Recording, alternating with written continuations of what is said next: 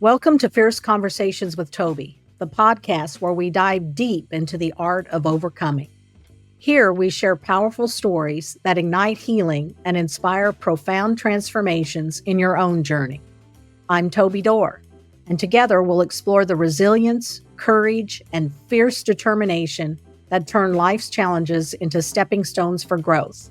Let's begin this transformative journey together.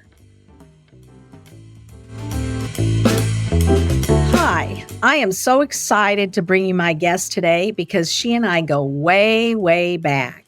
Kristin Caruso, I met through a meetup group, I think it was. They had a writing club, she and another woman, and I asked to be a part of it. And I met them at a Taco Bell, and it was just an awesome experience. And after we graduated from the Taco Bell and met at Kristin's house we met for about a year or so, didn't we, Kristin? Yeah, I mean, maybe even longer. I tell you what, it is humbling to think about us starting our writing careers at a Taco Bell, but that is the truth, isn't it? It is. Yes. Best thing that ever happened at a Taco Bell. Yes, I think you're right. And that was so much fun. And, we would just bring every week our new writing and we would read it and critique it. And and actually you and Kitty are in the back of my book as recognitions for No way. Ray. Yes. Oh my gosh, that's so exciting. Kitty and Kristin, there you are. Oh, that's so sweet. Yes. So I love it. So Kristin lives in Kansas City and she had her own podcast, which was pretty big, called Let's Go to Court. And they've since winded that podcast down. And now she and her husband, Norman, are starting a new podcast. You want to tell us a little bit about that? Sure. It's called, and we just figured out the name, so this is hot off the presses. It's called An Ole Timey Podcast. So Norm and I have always been obsessed with history. We love a weird museum. The more niche, the better. Some of our date nights, our last big, you can't really call it a date night when it's during the day, but we went to John Brown's cabin in Osawatomie, Kansas. That was our fun trip. So this podcast that we're starting, it's just, we take turns telling each other kind of a, maybe not such a little known tale from history, but just something that really interests us. So I'm so excited about it. I love that. I'm excited to hear it too, because I am so into history. We've been to John Brown's site in Harper's Ferry. Harper's Ferry is about an hour's drive from us. And so we've been up there a couple times, and they have a John Brown museum, and they have, this is where this happened and this is where that happened. And it's pretty cool. Yeah. I love Well, now you've made me jealous. I need to go to that. You need to come up here. Harper's Ferry is a cool little town. You would just love it. It's up in the mountains, but it's right where the Shenandoah flows into the Potomac. And it's just a fun little place. But yeah, there's a lot of John Brown history up here too. It's pretty cool. Pretty cool. So Kristin, I'm going to throw out there, Kristin's husband, Norm, has the YouTube channel Gaming Historian. So I'm sure there's a ton of people. Actually, I do have someone who helps me with the production of my podcast. And I told him once, have you ever heard of Gaming Historian? He said, oh yeah, I watch it all the time. Oh, yay. I said, well, I know him. So I'll have to tell him now you're a guest. So that's pretty cool. Yes. Spread the word near and far, Definitely please. will. I definitely will. So before we get started, can you tell me what your favorite color is and what you think it says about you? Okay. I did tell you before we started recording that I'd listened to some of your episodes. Yes. And I was like, oh gosh, what does my favorite color say about me? My favorite color is fire engine red. Oh. Which, I mean, not to be boring, but I think that means I'm fiery, right? I think it does. And sassy and bold. Yes. I think there we go. Yes. Yes. I love that. I think that's awesome. So, and Kristin, of course, we started our relationship writing books, and Kristin was writing a novel about Becca at a camping event in her summertime. And so tell us a little bit about your writing journey. Oh, gosh. Well, hopefully this is a tale of perseverance that will one day pay off and be glorious. Right now, it's kind of a sad Yes. tale. But so I just from a really young age, I always wanted to be a novelist. I've always loved reading, loved writing. And so when you and I first met, I was working on my first book and I, was just so nervous. I was in that stage of writing, which, maybe no one ever graduates from. It's like one day you have a good writing day and you feel like maybe you're a genius. And then the next day you have a terrible writing day and you're like, I'm the dumbest person on the planet. So, it's like you're Yes. riding that wave. Uh-huh. And so I finished what I felt was a really good draft of that book.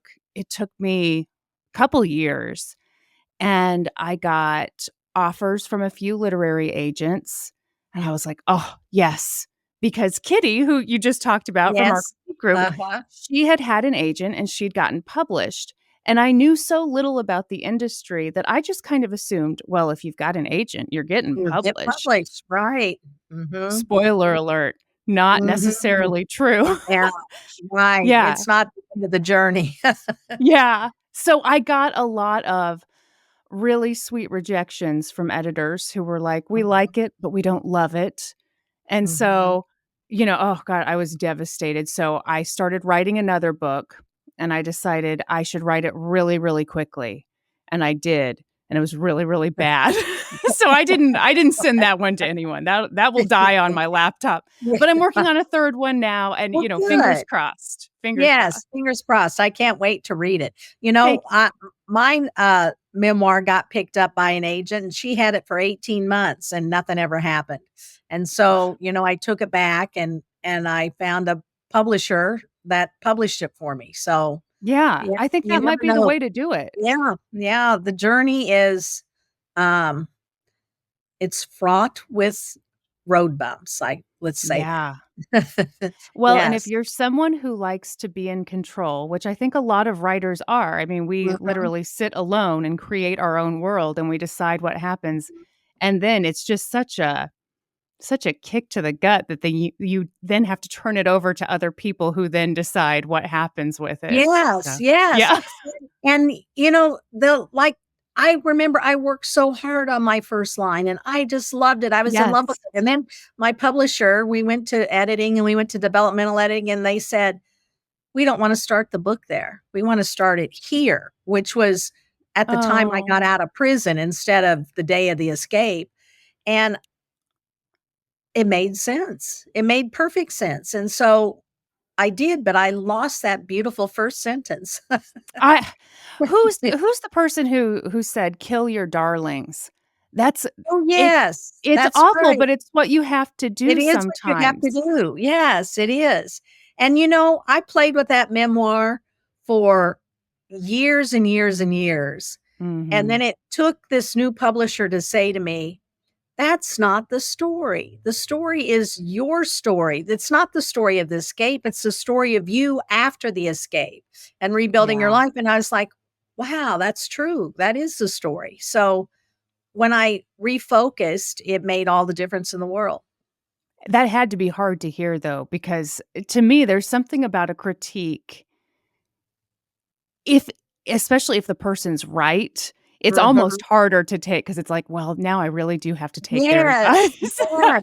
Yes. And so now, that this memoir is going to be about me. Imagine that. It, Mhm. I had to really get so much deeper into Yeah. who I was. And it was difficult, but it was the best thing, I think. Yeah, absolutely. Well, I Yeah. mean, you've been on quite a journey. It's pretty Yes, I certainly fascinating. have. It is fascinating. It's been great.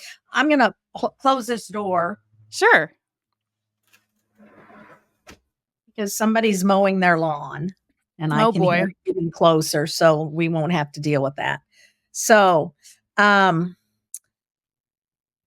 let's see. Oh, you know what? I was going to ask you to tell the story about when we first met. Oh my gosh. I love that. I do too. I think it's Okay. hilarious. So, yeah, when we first met, I was in a novel writing critique group with, this other woman, Kitty Carr, and we'd gotten an email from you saying, "Hey, I'm working on a memoir. Is it okay if I join?" Because it's not a novel, it's a memoir. And, Kitty and I talked about it, and we were both, of course, like, well, sure, that's fine. Writing is writing. So you sent us your first chapter for critique. And I still remember exactly where I was when I opened that document. I was in bed. I thought, well, I'll just read this real quick, before tomorrow's meeting.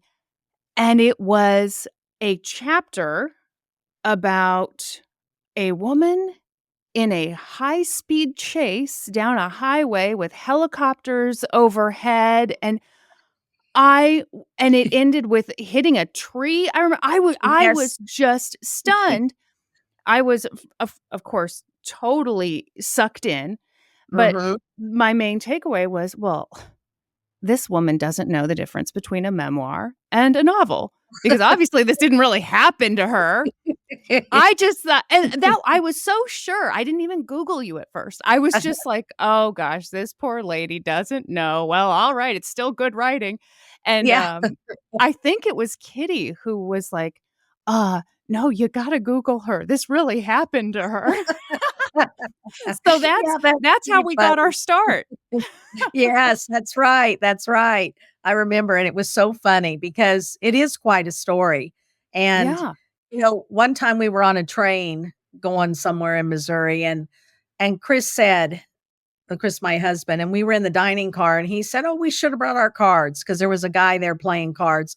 And the guy said, "Oh, yeah." He said, "What card game do you like to play?" And Chris said, "Well, you probably wouldn't know it, but it's called Spite and Malice, and my wife learned it in prison." And the guy just busted out laughing, and Of he says, "Oh, course. buddy, you're gonna get in trouble for that."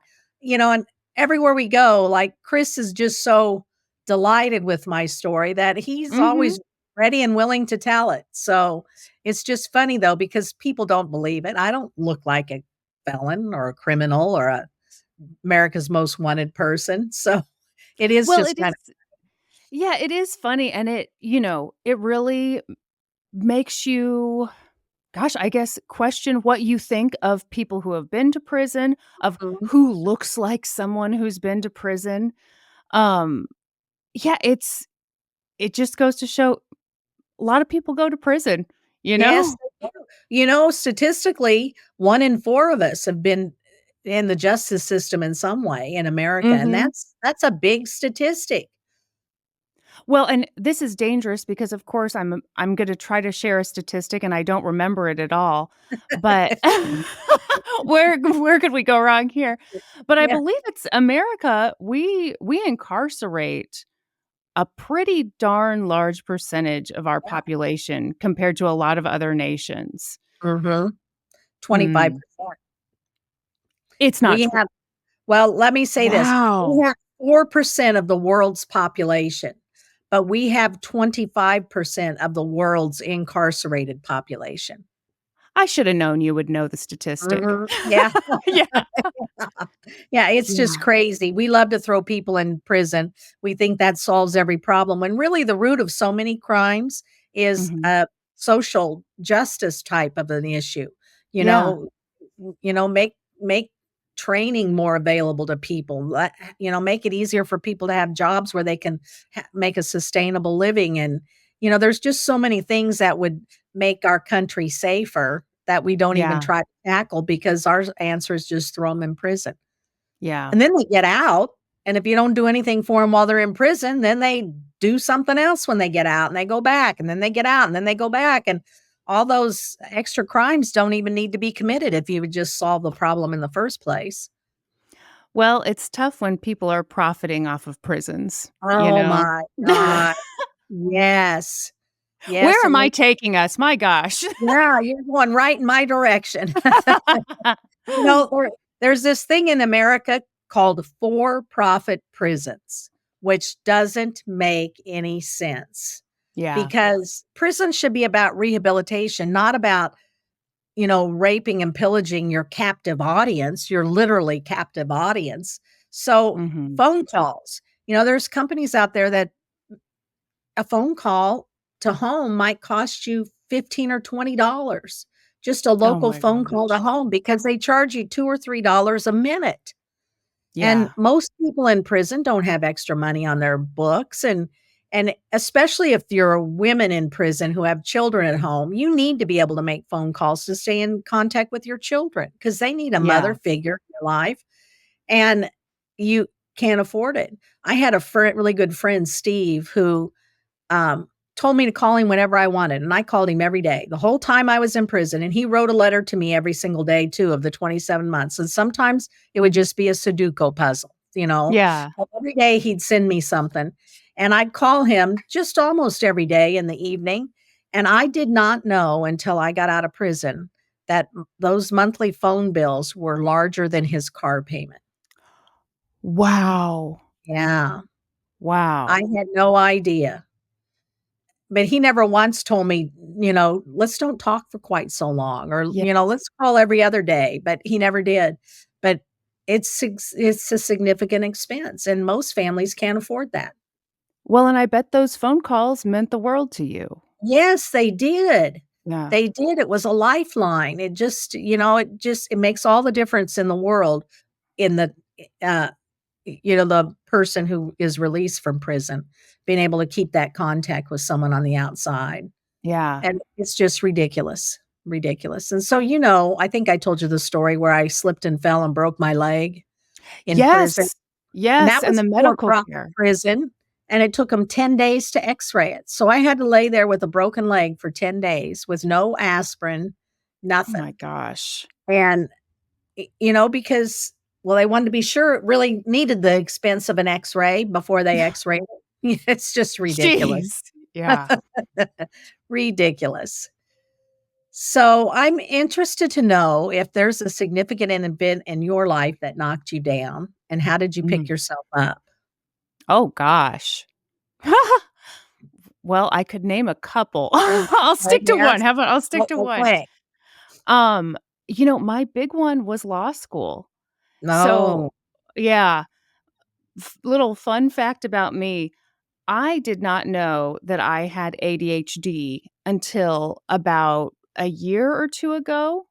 It just presents very Huh. differently in boys and girls, and I Mhm. think we're learning a lot more now, but, back when I was a kid, the fact that I was quiet in school meant that, of course, I couldn't have ADHD because the ADHD kids were loud. That was kind of the Well, stereotype, but, in more recent years, I think people have learned that, yeah, if someone's daydreaming all day long, then there's an issue there. well, So yes.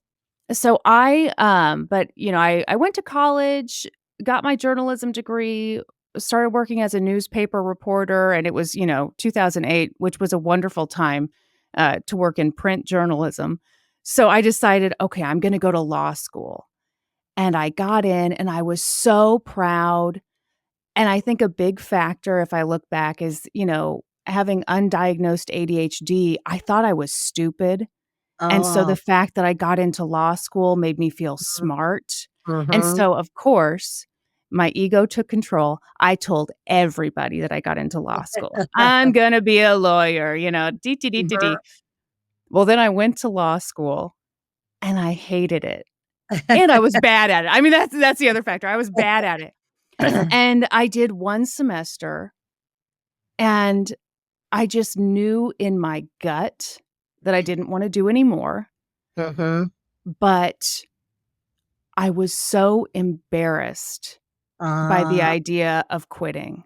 Mhm. I did quit, but it was, oh my gosh, the shame I felt around it, the embarrassment, because, once you tell everybody, once you brag to Correct. everyone, Mhm. then you have to unbrag and Yes, say, "I'm yes, done." yes, I can so relate. That is true. Yeah, and That makes so sense. I think looking back, I've always struggled with some depression, but that was a very rough period where it took me a couple years to kind of Mm. build my self-esteem back up a little bit.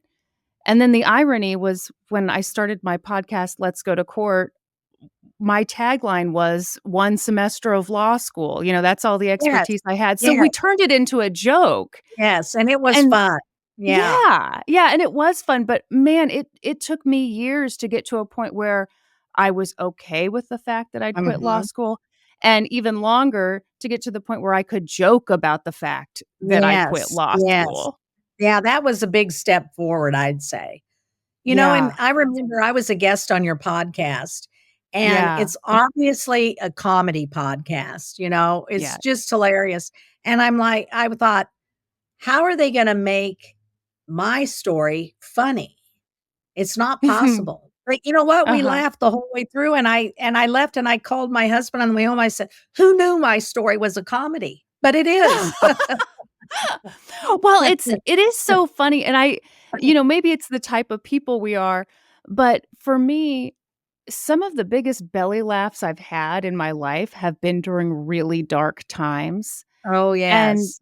I do think obviously when you're covering true crime or something serious, you have to be careful about where the laughs are coming from, but Mhm. I remember having so much fun talking to you in that context just because we got to ask all kinds of questions like, Yes. "Okay, well, you went to the IMAX? What'd you see?" Yes. There's just so many elements to the Yeah. story that it's like it's kind of, it's interesting to explore, I guess. Yes, yes, and it was so much fun for me, and that was the first time that I saw my story as fun, and Hmm. and I see it that way all the time now. I see the joy and the laughs and the fun and the craziness in it all the time now, but up until then, I just saw the shame of it, Yeah. the embarrassment of it, the hor I mean, you can imagine if you get embarrassed for only doing 1 semester in law school, what it's like to be Oh, the perfect person and be on America's Most Wanted and on the yeah. news every night, it's pretty hard to overcome, but I think I really had a boost forward in that by being on your podcast because it was the first Well, time you're I laughed giving at too my much credit. story. Oh my gosh. Well, first of all, that's amazing, and thank you for that.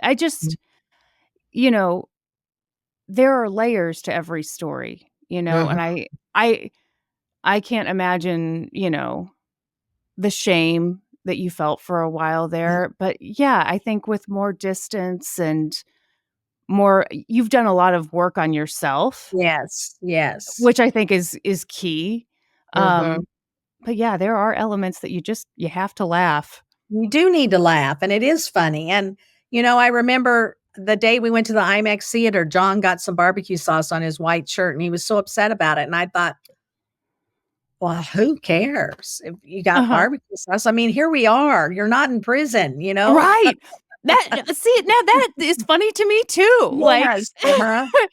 it's it's funny how quickly our complaints can change from, Yes. "One day I'm locked up, this is terrible," to, "Oh my gosh, I have barbecue sauce on my white t-shirt." Mhm. Yes, Is that a yes. Tim McGraw song I almost It quoted? could be, I He think, was maybe killing it me in should that be. miniskirt. Yeah, I think it should be, that's for sure.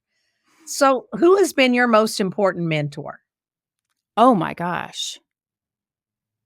Ooh.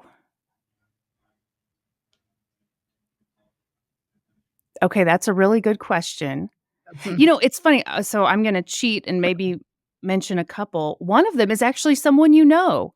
I was It's just thinking that. Yes, yes, it's Mhm. Susan Massey. She was Yes, my, journalism teacher in high school, yes. and she was just incredible. Mhm, It's funny because, I studied journalism in college. I was a newspaper reporter and, of course, learned a ton along the way, but when I think about who taught me the most, not just about mhm. writing and editing, but about interacting with other people, with interviewing, it's Susan Massey, my high school journalism teacher. Yes, and Susan is awesome. My connection with Susan is she lived down the street from us when I was in Mhm. kindergarten. She was a year older than me, and she and I were best friends. We were the only girls on the block, everybody else was boys, and I spent so much time down at her house with her mom, and she had 2 brothers, and we were really close, and they moved to Abilene uh, I don't know, maybe when I was 9 or 10, and Mhm. every summer, I would go to Abilene for 2 weeks and stay with them. And it was during the state fair time because they got really big into 4-H. And so Susan, Okay, yeah. she did the butterflies under the glass. She did a sewing project. She did a cooking project. She did everything. And we'd spend the whole 2 weeks at the fair and just have the best time. And then it was just amazing. So Susan and I were really, really, really close. Yeah, she's pretty cool. Yeah. But when I met you and found out she was your journalism teacher, I was just stunned. Yeah. People who are listening to this who aren't from the Midwest are going to assume that, there's like 4 of us out here in the Midwest, and Yes. of course we all know each other. Right. Yeah, but it's a pretty big place, actually. Yeah. Yeah. Yeah, and it's a small world at the same time. Yeah. So, I mean, I did feel in Kansas City like everybody knew everybody, kind of. Even though it's a big city, it kinda has a small town kind of a feel. It really does, and that's the thing is, like, you could probably if you talk to someone long enough, you're gonna find out, "Oh, you actually know this other person who knows Yes. this person." Mhm. Yeah. Mhm. Yeah, and Susan retired last year, I think it was. Yeah. So, now she's home, but she was a yearbook person at the high school, and I think her Mhm. yearbook won awards every single year. She's We sure just did, Toby. yeah, you did. Yeah, that's pretty fun. All the cool kids edited the yearbook, we all know Mhm. that. Uh-huh. Yes, yes, that's the truth. That's the truth. So, tell us about a turning point in your life that propelled you in an entirely new direction. Oh gosh. Hmm.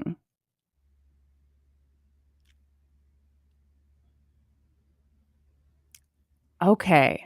A turning point in my life that propelled me in a totally new direction. I could choose this moment right now with the new podcast, but I think I'm gonna go Yes. further back. Okay. Um, when, my husband Norman, you mentioned he has the Gaming Historian YouTube channel. So, he took kind of a big leap because he had a, very safe corporate job, 9 to Mhm. 5, and he quit that to do YouTube full time. And this was back before people were really doing that with any Yeah. regularity. Mhm. So, it was the kind of thing that you would tell people and they'd go, "Oh, really?" Yeah. Um, Mhm. but he did that for about a year, really loved it, and then it got to the point where I could also take that leap of faith and join him. Mhm. And so I did. I quit my corporate job in public relations and joined him. And I I ended up learning so much from him about just the need to be brave and vulnerable in content creation. Mhm. Um, I think I'm probably like a lot of people where, I've got an idea and I could write it all down or I could even record the podcast, but then eventually you have to hit upload or eventually you Yeah. have to hit publish. And that's when it gets really, really scary. But Norman, because he'd been doing Gaming Historian for so long, had all that experience. And I remember when I told him I wanted to start a podcast, and of course, I wanted it to be perfect from minute 1. Uh-huh. Mhm. Which is ridiculous. And he told me it was ridiculous, which was hard for me to hear, but he said, Mhm. "There's a learning curve." And he Mhm. said, "I look back to my first videos that I uploaded, and they're awful, but I'm not embarrassed by them because I learned and I grew." And he said, "You're gonna be the same way. These first couple episodes, Mhm. they're gonna be bad, but you're gonna get better." And I remember spending so long thinking, "Okay, but how do I bypass that part of being bad at first?" And Mhm. and of course, the answer is you don't. You You just just have to can't. do it. Yeah. Yeah. Right. The learning steps. Yeah, I Yeah. think so. I think that's so true. And, one of my guests told me, one of my podcast guests said, "Oh, I first found you because I heard you on Let's Go to Court." And she Oh, said, "My goal in life is to be on their podcast." And I oh. said, "Oh, well, when you're ready, I'll introduce you, but, now you're on to something else." But I think that's so funny. You never know where you're gonna cross paths with somebody. Yeah. Yeah. So that's interesting. And I think it was so amazing, and I'm so impressed that you did a live show, you ended Let's Go to Court just recently, Yeah. but you ended it with 2 live shows, sold out live shows in Kansas City, which Yeah. was just awesome. Oh, oh man, it was a blast. It was bittersweet because, of course, Mhm. it was so fun, and oh my gosh, my family was out there shaking hands. If people had brought babies, they woulda kissed babies, everyone was having Yeah. such a good time. Yeah, Uh-huh. it was such a fun way to end the show. I think it would be a blast. I always thought, how can you podcasts have a live show? What? I don't understand. Well, I was on This Is Criminal podcast a while back, Yes, yes. and they did a live show and they came to Washington, DC. And and on their way to Washington, DC, they were stopping at places along the way and doing episodes. And they Sure. were doing this one episode. They stopped at this place that had a liberal arts club. So it was like a book club, but it was liberal Yeah. arts that they studied. And they had a meeting. And I was listening to that because it was live. And someone asked Phoebe, you've recorded so many episodes. What's your favorite episode? And she said, well, I have 3. And she named 2 of them. And she said, and then the third one that I just love was the episode with Toby Dorr. And Yeah. I was like, wow. And then the producer was on and they said, what was your favorite episode? She said, oh, by far Toby's episode. I just can't stop thinking about it. And so I sent him a note, an email. And I Yeah. said, I'm so honored that you mentioned my episode.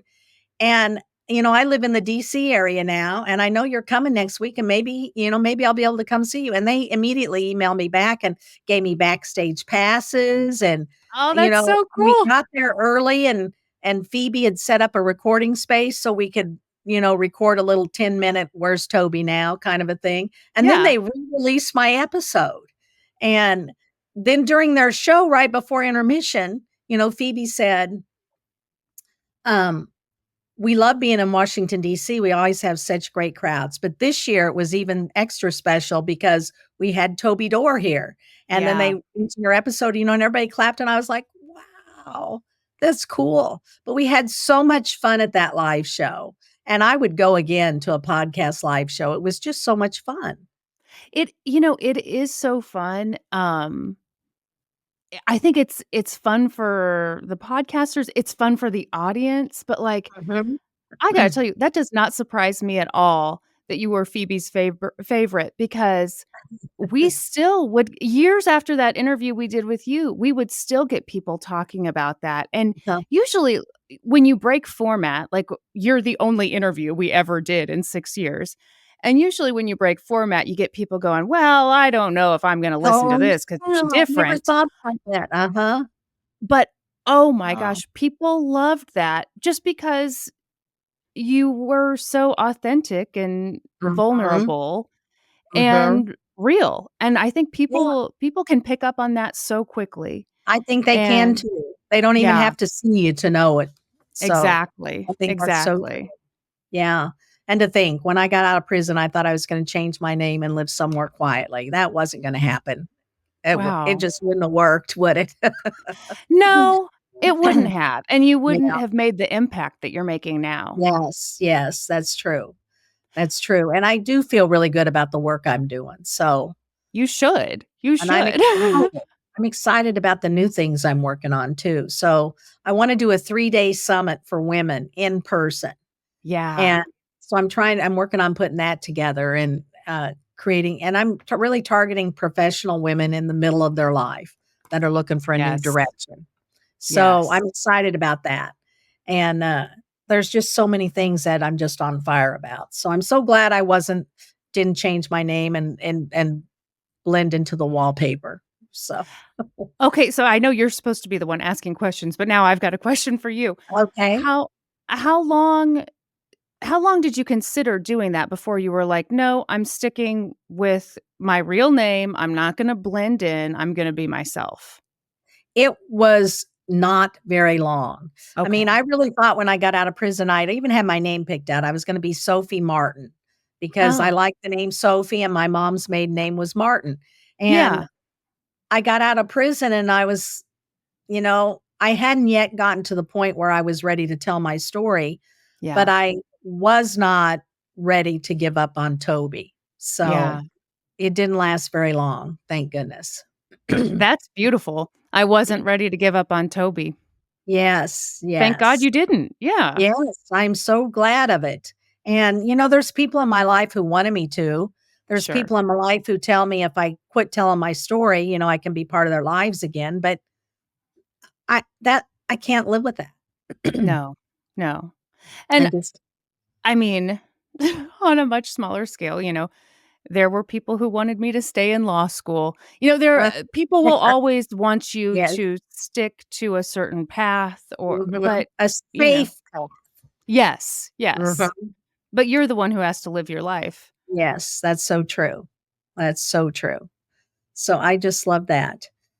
So I was actually going to ask you if there's a question you'd like to ask me, but you beat me to it.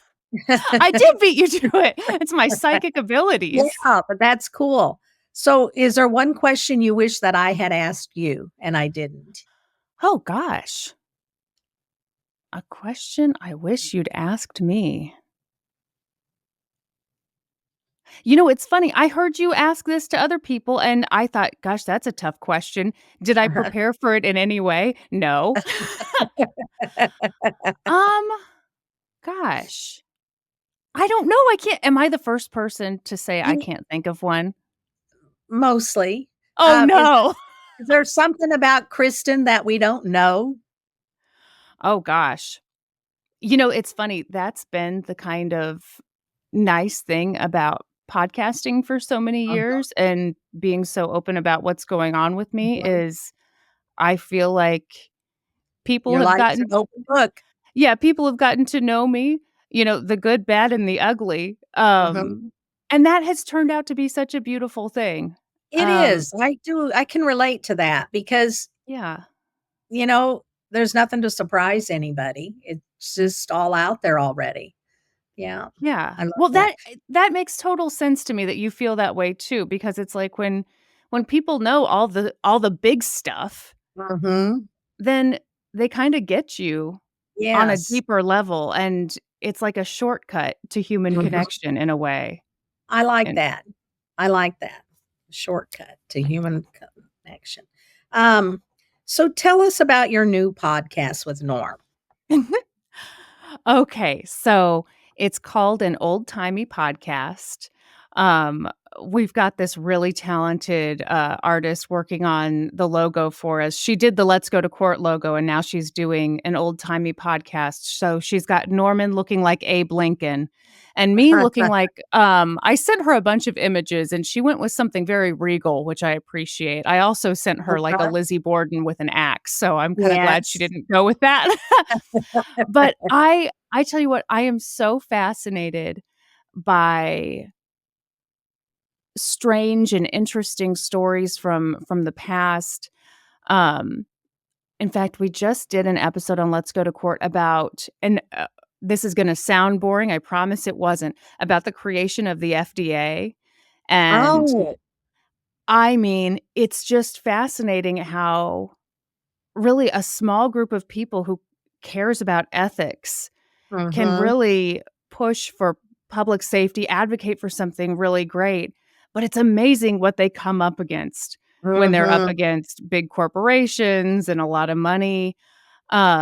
Norman and I just recorded our first episode yesterday, and he did the deepest dive into John Brown, which was a surprise to me. He didn't tell me what he was covering, so I was so excited. I'm fascinated by John Brown. Oh, yeah. I mean, and living right here where he was is kind of interesting. Well, you've kind of lived in a couple of the major points, living in Kansas and now living near DC. Yeah. Harper's Ferry. Yeah. Norm, it's amazing. He only covered, this will be a 2-part episode. And this first part we recorded for 3 hours and 47 minutes. Wow. So if that gives you any indication. How much material there was. Wow. And you've got to cut that down to a podcast episode? Well, who knows how long people will hang in there. I'm hoping, they'll pause, come back to it, whatever. That sounds really interesting. Well, I'll be on the lookout for you because I come across so many historical tidbits around here. It's just fascinating. I bet. Yeah. Yeah. There's a John Brown Museum in Harper's Ferry. So As there should be. yeah, it's pretty cool. So there's so much that happened around here, but I've come up with I'm always on the lookout for women in history who made a difference. Because I Yes. use them in my work and I've got a whole list of them. So I'll send you some of them because they might Please be good do. topics for you. Please Yeah, do. I Yes. definitely will.